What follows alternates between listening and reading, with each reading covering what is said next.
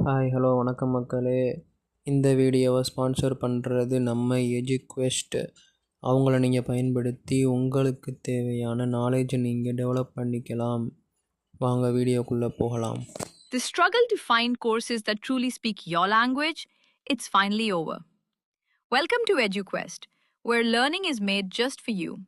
At EduQuest, we bring you a wide range of online courses, from career building programs to skill boosting masterclasses, all in your regional language. Because we believe language should never be a barrier to success. Our courses are tailor made after understanding what today's learners really need. So why wait? Start learning the smarter, simpler way only with EduQuest. Visit eduquest.courses and explore your next course today. And hey, don't miss out on our exciting offers and promotions. Yash Karnataka திரைப்பட நடிகர் அவர்களை பற்றி தான் பார்க்க போகிறோம். வாங்க வீடியோக்குள்ளே போவோம்.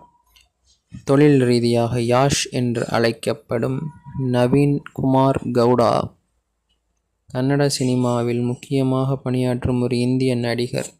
தென்னிந்திய சினிமாவில் அதிக சம்பளம் வாங்கும் நடிகர்களில் ஒருவர். யாஷ் 3 ஃபிலிம்ஃபேர் விருதுகள், தென்னிந்திய மற்றும் 5 சீமா விருதுகள் உட்பட பல பாராட்டுகளை பெற்றுள்ளார்.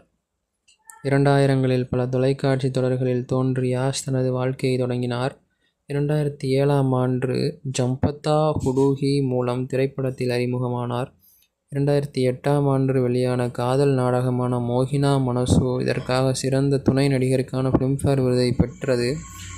இது யாஷுக்கு ஒரு திறப்பு முனையாக பாத்திரமாக அமைந்தது. யாஷ் 1986 ஜனவரி 8ஆம் தேதி கர்நாடகாவின் ஹாசனில் உள்ள பூவனஹள்ளி என்ற கிராமத்தில் பிறந்தார். அவருக்கு 2 பெயர்கள் வழங்கப்பட்டன. சட்டப்பூர்வமாக நவீன் மற்றும் அவரது தாயார் குடும்பத்தினர் அவருக்கு யஷ்வந்த் என்ற பெயரிட்டனர். யஷ்வந்த் பிறந்த நேரம் ஜோதிட ரீதியாக என்ற எழுத்தில் தொடங்கும் ஒரு பெயரை தேவை என்று நம்பியதால் தேர்ந்தெடுக்கப்பட்டார்.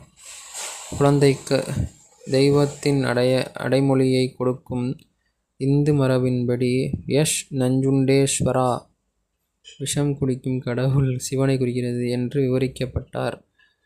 தனது நடிப்பு வாழ்க்கையை தொடங்குவதற்கு முன் தொழில்துறையில் உள்ள மற்றவர்கள் ஒரு மேடை பெயரை ஏற்றுக்கொள்ளுமாறு அவருக்கு அறிவுறுத்தினர்.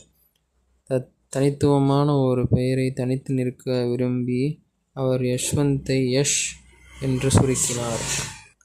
யஷின் தந்தை அருண்குமார் கவுடா கர்நாடக மாநில சாலை போக்குவரத்து கழகத்திலும் பின்னர் பெங்களூரு பெருநகர போக்குவரத்து கழகத்திலும் ஓட்டுநராக பணிபுரிந்தார். அவரது தாயார் புஷ்பா ஒரு இல்லத்தரசி. அவருக்கு ஒரு தங்கை நந்தினி உள்ளனர்.